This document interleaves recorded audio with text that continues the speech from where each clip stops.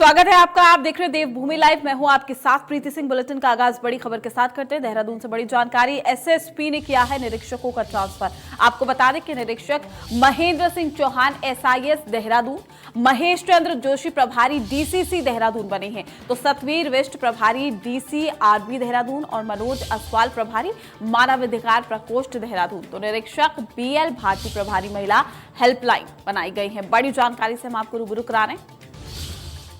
तो मनोज असवाल प्रभारी मानवाधिकार प्रकोष्ठ देहरादून ये ट्रांसफर्स किए गए हैं। यहां पर बड़ी और अहम जानकारी हम आप तक पहुंचा रहे हैं इस वक्त की। देहरादून से बड़ी खबर, एसएसपी ने किया है निरीक्षकों का ट्रांसफर। तो निरीक्षक महेंद्र सिंह चौहान एसआईएस देहरादून बने, यानी ट्रांसफर उनका हुआ है। महेश चंद्र जोशी प्रभारी डीसीसी देहरादून और सतवीर विष्ट प्रभारी डीसीआरबी देहरादून। बड़ी और अहम जानकारी से हम आपको रूबरू करा रहे हैं इस वक्त की। मनोज असवाल प्रभारी मानवाधिकार प्रकोष्ठ देहरादून, तो बड़ी और अहम जानकारी आप तक पहुंचा रहे हैं देहरादून से। एसएसपी ने किया है निरीक्षकों का ट्रांसफर।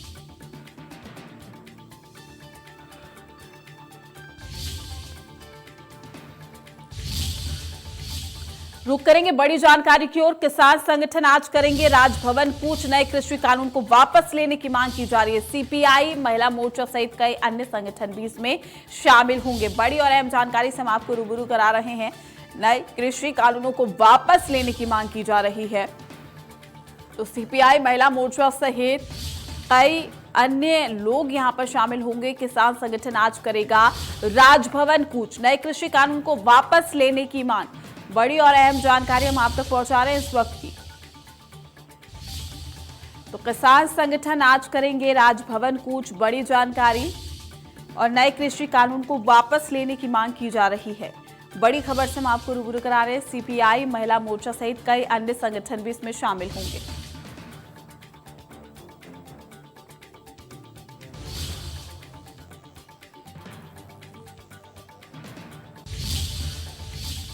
देहरादून से बड़ी जानकारी। डीजीपी अशोक कुमार का कुमाऊं दौरा। 6 फरवरी से कुमाऊं का दौरा करेंगे डीजीपी। नैनीताल, उधम सिंह नगर, रामनगर और काशीपुर में रहेंगे डीजीपी। तो 7 फरवरी को चंपावत और पिथौरागढ़ में भी करेंगे समीक्षा। बड़ी जानकारी से हम आपको रूबरू करा रहे हैं। 8 फरवरी को पुलिसकर्मियों एवं आमजन से भी बातचीत करेंगे। बड़ी और अहम जानकारी, 7 फरवरी को चंपावत और पिथौरागढ़ में भी करेंगे समीक्षा। बड़ी जानकारी आप तक पहुंचा रहे हैं। 8 फरवरी को पुलिसकर्मियों एवं आमजन से भी बातचीत होगी। तो डीजीपी अशोक कुमार का कुमाऊं का दौरा है। देहरादून से बड़ी जानकारी, 6 फरवरी से कुमाऊं का दौरा करेंगे डीजीपी।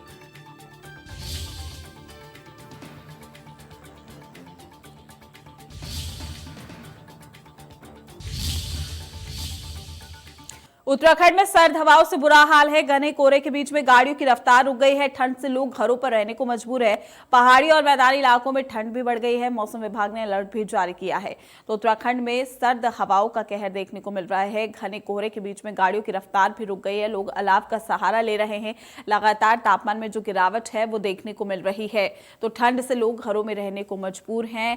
मौसम का मिजाज लगातार बदलता हुआ सर्द हवाओं ने लोगों को परेशान कर रखा है। पहाड़ी क्षेत्रों में लगातार बर्फबारी हो रही है और इसी कड़ी में तमाम अगर हम बात करें तो इलाकों में सर्दी का प्रकोप दिखाई दे रहा है। ठंड लगातार बढ़ रही है। कई जगहों पर बूंदाबांदी भी देखने को मिली है। सर्द हवाओं से बुरा हाल है। उत्तराखंड में सर्द हवाओं से बुरा हाल है। लोग घरों में कैद।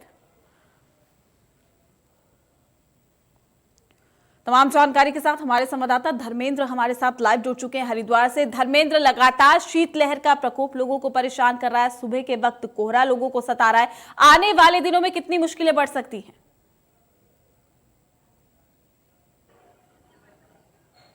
बिल्कुल, देखिए इस तरह का जो मौसम है वो पूरे जो मौसम विभाग का कहना है पूरे जनवरी इस तरह का मौसम बना रहेगा और लगातार मौसम करवट बदल रहा है। दिन में हल्की धूप निकलती है लेकिन शाम को शीतलहर चलना शुरू हो जाती हैं।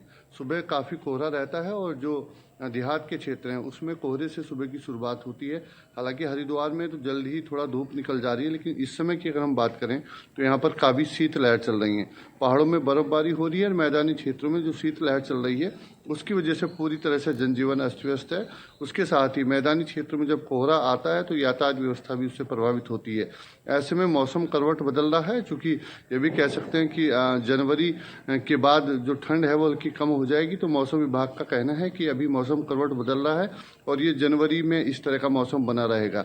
ऐसे मौसम में जब दिन में धूप निकलती है और सुबह शाम शीतलहर चलती है तो इसमें कई लोग जो लापरवाही कर देते हैं सुबह धूप के समय, शाम को ठंड के समय, तो उन्हें अब जो हॉस्पिटल हैं वहाँ भी मरीज पहुँचने लगे हैं और जो शीतलहर की वजह से खांसी जुकाम इस तरह की बीमारी हैं वो काफ़ी यहाँ पर देखने को मिल रही हैं और लोग जो शीतलहर चल रही हैं उससे काफ़ी प्रभावित हैं और ठंड की वजह से यहाँ पर परेशान हैं। धर्मेंद्र, मौसम विभाग की ओर से क्या कुछ कहा जा रहा है? आने वाले दिनों में सर्दी और बढ़ सकती है, शीतलहर से कब राहत मिलेगी? देखिए, शीतलहर से तो जनवरी के बाद ही राहत मिलती दिखाई दे रही है, लेकिन मौसम विभाग का ये कहना है कि जो पूरे जनवरी इस तरह का मौसम बना रहेगा और सबको सचेत रहने की वो है। अगर बात हरिद्वार की करें तो रात का जो यहाँ पर तापमान रहा है वो 3 डिग्री तक यहाँ पर तापमान पहुँच गया है और जो मैक्सिमम तापमान रह रहा है वो 17 डिग्री यहाँ का तापमान था।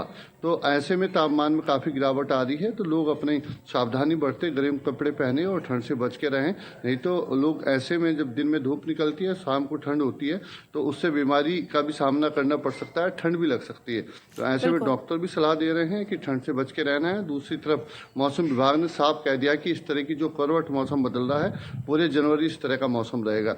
सुबह शीतलहर चलती है, सुबह कोहरा आ जाता है, दिन में हल्की धूप निकलती है, लेकिन 3-4 बजने के बाद ही।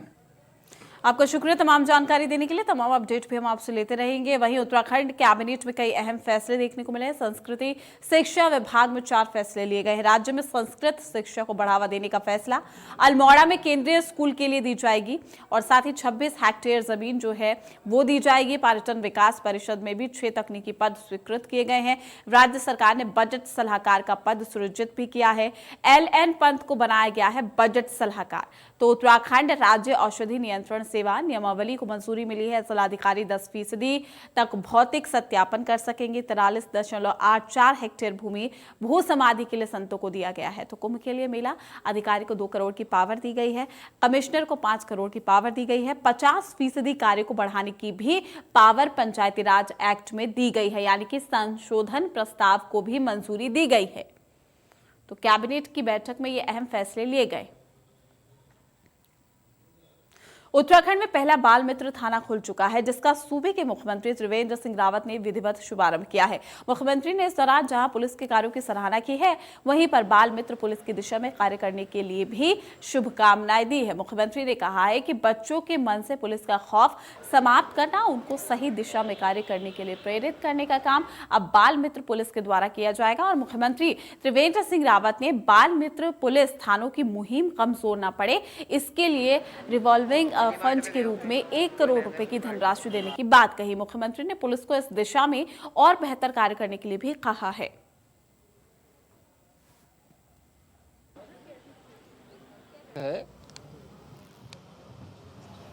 बच्चों को भय से मुक्त करना, उनको सही दिशा देना और पुलिस हमारे जीवन में सुधार लाने के लिए काम कर रही है, ये संदेश इन बाल मित्र थानों के माध्यम से जाएगा। बच्चे एक स्वाभाविक माहौल में, घरेलू जैसा माहौल उनको थाने में मिलेगा, क्योंकि वो एक सुकोमल होते हैं। वो एक तरह से कच्ची मिट्टी की तरह हैं कि आप उसको जैसा ढालना चाहे वैसे ढाल सकते हैं। तो थाने भी अच्छे सुधारात्मक काम करते हैं, बच्चों के मन में ऐसे संस्कार डालते हैं। इस तरह का प्रयास इन थानों के माध्यम से किया जाएगा। मुख्यमंत्री त्रिवेंद्र सिंह रावत ने कहा है कि बीते रोज हिंदुजा ग्रुप के चेयरमैन PP हिंदुजा ने उनसे मुलाकात की थी। इस दौरान ग्रुप के चेयरमैन ने देवप्रयाग में स्विट्जरलैंड की तरह स्विस सिटी बनाने का प्रस्ताव भी रखा था, जिस पर सरकार को निर्णय लेना है। आपको बता दें कि प्रदेश में वैदिक स्कूल की स्थापना के साथ साथ बीटल्स आश्रम की देखभाल का जो जिम्मा है वो भी हिंदुजा ग्रुप ने अपने कंधों पर लेने का आग्रह सरकार से किया है।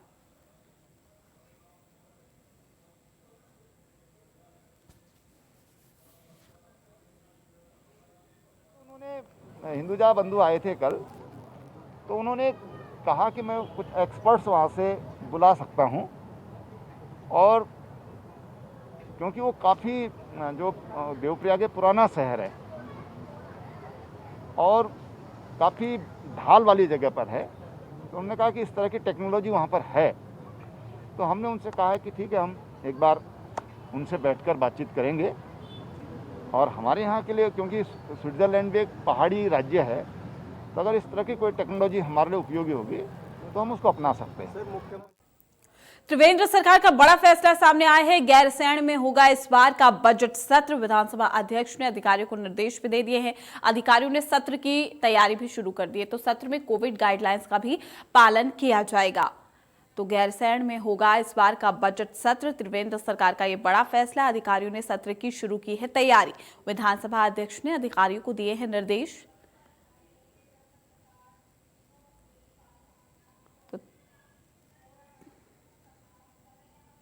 पहले तो मैं मुख्यमंत्री जी का आभार व्यक्त कर रहा हूँ कि उन्होंने गैरसैंण में बजट सत्र को करने की अपनी घोषणा की है, और हम लोगों ने तब से ही और उससे पहले से भी, हालांकि मैंने तो एक बार पहले भी कहा था कि यदि इस बार बजट सत्र गैरसैंण में होता है तो अच्छा रहेगा, तो माननीय मुख्यमंत्री जी ने घोषणा की है, तो हम लोग तो उसके लिए तैयारी पहले से शुरू कर दी थी, और हमारी टीम वहाँ जा भी चुकी है। एक टीम अब 1-2 दिन बाद फिर हम लोग भेज रहे हैं, और वो पूरे तरह से वहाँ पे जो भी वहाँ पे, चूँकि अभी वहाँ पे बर्फ़ भी पड़ी है, ये भी आपकी जानकारी में शायद होगा, उसके बावजूद हम सारी तैयारियाँ कैसे वहाँ मुकम्मल हों, कैसे हम विधानसभा का वो बजट सत्र जो किसी भी सरकार का बहुत ही महत्वपूर्ण सत्र होता है, उसको हम कैसे बढ़िया और ठीक ठाक संपन्न कर सकें, उसके लिए हमने तैयारी शुरू कर दी है, और उम्मीद कर रहा हूँ कि आने वाले टाइम पे वो हमारा सत्र बहुत बढ़िया।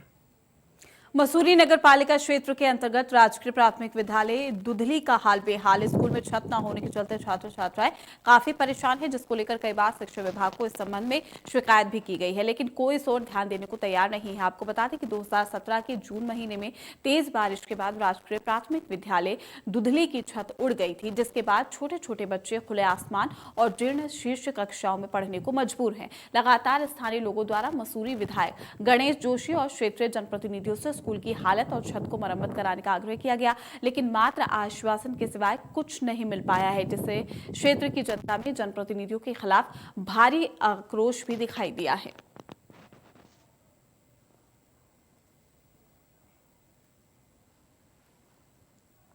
उत्तराखंड में विधानसभा चुनाव नजदीक है। हम जो आपको खबर दिखाने जा रहे हैं, उस खबर को देखकर शायद आपके जनप्रतिनिधियों के झूठे वादों की पोल खुलती हुई नजर आएगी। आप जो टेलीविजन स्क्रीन पर देख रहे हैं तस्वीरें, ये उधम सिंह नगर में है। मंडवा खेड़ा से अफजलगढ़ को जोड़ने वाला ये लिंक रोड है, लेकिन सड़क अपनी ही दयनीय स्थिति पर आंसू बहाने के लिए मजबूर है, और सफर करने वाले यात्री अपनी जान जोखिम में डालकर सफर करने के लिए मजबूर है। लोगों की माने तो आए दिन इस सड़क पर हादसे होते रहते, लेकिन ना तो किसी सरकारी विभाग का इस ओर ध्यान गया है और ना ही कभी इस पर ध्यान दिया गया। वहीं इस पूरे मामले में विधायक आदेश चौहान का कहना है कि सिंचाई विभाग द्वारा सड़क निर्माण के लिए एस्टीमेट 2018 तैयार कर सरकार को भेज दिया गया, लेकिन सरकार द्वारा अभी तक उसका पैसा आवंटित नहीं हुआ है। वहीं पूर्व विधायक डॉक्टर शैलेंद्र मोहन सिंघल ने क्षेत्रीय विधायक पर काम नहीं करने का आरोप लगाया है।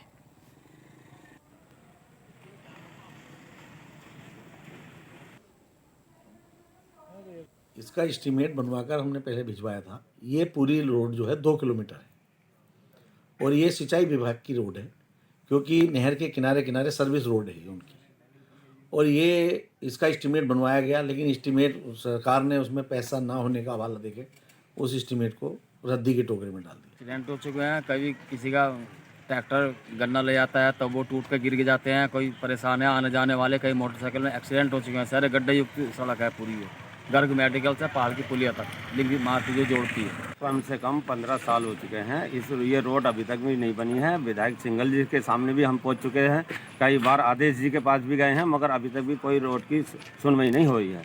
दूसरी बात यह है कि आने जाने वाले ज़्यादा परेशानी पड़ती है, इधर से आने जाने के, उधर से आने जाने के लिए भी। और ये जो अबू बकर वाला रोड है, इसमें भी ज़्यादा परेशानी पड़ती है और एक्सीडेंट होने का खतरा पड़ता है रास्ते में। पहले विधायक था तब ये मैंने मंडी परिषद द्वारा इस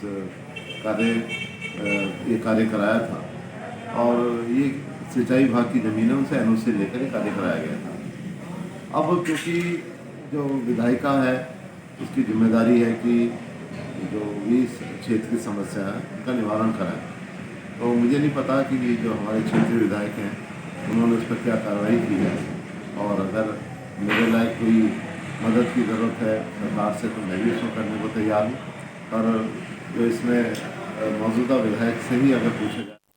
पौड़ी जिले के चौबट्टा खाल विधानसभा क्षेत्र के पोखड़ा ब्लॉक के पूर्व प्रमुख सुरेंद्र सिंह रावत ने विभिन्न समस्याओं को लेकर जिलाधिकारी पौड़ी के माध्यम से मुख्यमंत्री को ज्ञापन सौंपा। उन्होंने बताया कि चौबट्टा खाल विधानसभा के लोग कई सारी समस्याओं से जूझ रहे हैं, जहां एक तरफ सतपाल महाराज 4 साल बाद क्षेत्रीय समस्याओं को सुनने के लिए 3 दिवसीय दौरे पर अपनी विधानसभा में हैं और क्षेत्रीय समस्याओं को लेकर जिस तरह विभागीय अधिकारियों को फटकार लगा रहे हैं, इसको लेकर उन्होंने बताया कि सतपाल महाराज का ये सिर्फ एक चुनावी स्टंट है। अगर वो अपनी कुंभकर्ण की नींद से 4 साल पहले जाग चुके होते, आज क्षेत्र के इन सारी समस्याओं का सामना नहीं करना पड़ता। उन्होंने सतपाल महाराज पर पूरे क्षेत्र की अनदेखी का आरोप भी लगाया है।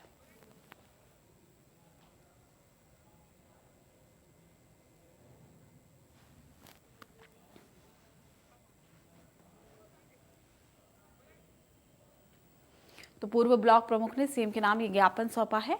सीएम के नाम ये ज्ञापन सौंपा गया है। तो सतपाल महाराज का दौरा चुनावी स्टंट है, पूर्व ब्लॉक प्रमुख का यह कहना है। सतपाल महाराज पर पूरे क्षेत्र की अनदेखी का आरोप लगाया गया है। धर्मनगरी हरिद्वार में होने वाले कुंभ में किन्नर अखाड़ा लगातार सुर्खियों में बना हुआ है। किन्नर अखाड़ा के आचार्य महामंडलेश्वर लक्ष्मी नारायण त्रिपाठी ने अपना वीडियो संदेश जारी करते हुए बड़ा बयान दिया। उनका कहना है कि हरिद्वार में होने वाले कुंभ में किन्नर अखाड़ा जूना अखाड़े के साथ ही नगर प्रवेश और शाही स्नान भी करेगा। आपको ये भी बता दें कि 25 जनवरी को जूना अखाड़ा के रमता पंचों का कुंभ नगरी में प्रवेश होना है। 27 फरवरी को जूना अखाड़े की पेशवाई निकाली जाएगी, जिसकी घोषणा जूना अखाड़े के संरक्षक हरिगिरी ने पहले ही कर दी थी। किन्नर अखाड़ा के आचार्य महामंडलेश्वर लक्ष्मी नारायण त्रिपाठी ने अपने वीडियो संदेश में कहा कि उनके द्वारा किन्नर अखाड़े की एक बैठक शुक्रवार को आयोजित की गई, जिसमें सभी ने यह निर्णय लिया है कि वो जूना अखाड़े के साथ ही शाही स्नान और कुंभ में होने वाली सभी धार्मिक गतिविधियों में भाग लेंगे।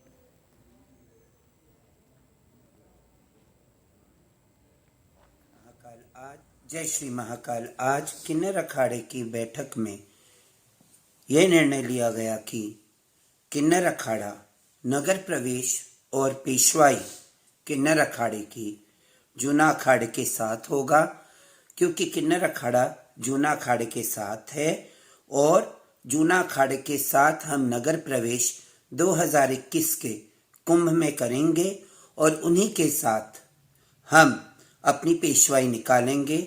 मैं आचार्य महामंडलेश्वर किन्नर अखाड़ा ये घोषणा करती हूँ और कुंभ में शाही स्नान और सारे धर्म के काम हम जूना अखाड़े के साथ मिलकर करने वाले हैं। 2021 के कुंभ में ये घोषणा करना था। सभी को ओम नमो नारायण। जय श्री।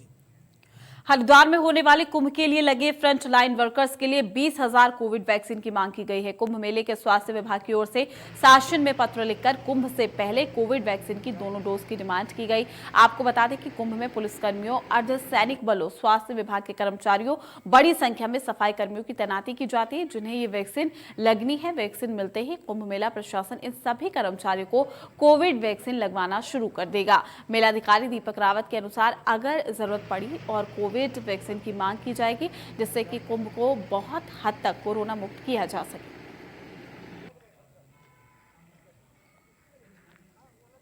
जो फ्रंटलाइन वर्कर्स हैं, जिसमें हेल्थ के वर्कर्स तो हैं, पुलिस के वर्कर्स हैं, इसके अलावा हमारी कुछ बहुत से हमारे ऐसे स्टाफ होंगे, ऐसे वर्कर्स होंगे जो हम टेम्पररी तौर पे आउटसोर्सिंग से लेते हैं, वो भी लेकिन फ्रंटलाइन वर्कर्स होंगे। इसलिए उनके लिए भी डिमांड की गई है हमारे जो मेला स्वास्थ्य अधिकारी हैं उनसे कि ताकि सभी का वैक्सीनेशन हो सके। सर 20,000 वैक्सीन क्या फ्रंट लाइन वर्कर्स के लिए सर पर्याप्त रहेंगी या कुछ और ज़्यादा सर इसमें? नहीं, इसमें जो हमने मैक्सिमम डिमांड है वो की है और इन केस इसमें लगता है कि बढ़ोतरी होगी तो उसकी भी डिमांड।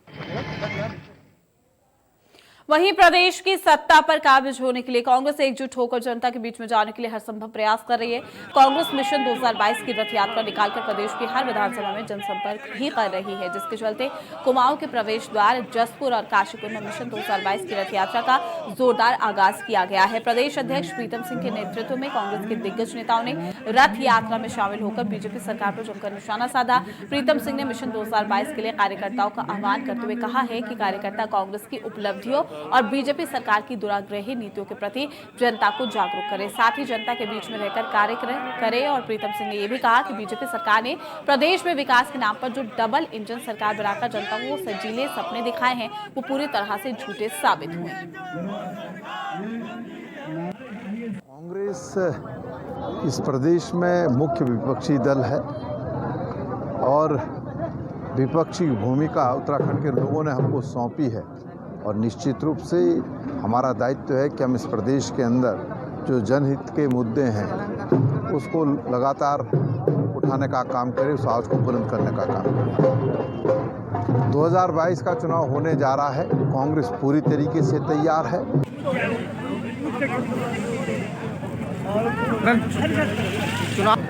जब विधानसभा का चुनाव अपनी इच्छा है, अगर किसी की इच्छा घोषित करना जो हमारे हाथ में घोषित करना मांगा है, कोई फिलहाल के लिए इस बुलेटिन में इतना ही। आप बने रहिए इंडिया न्यूज के साथ।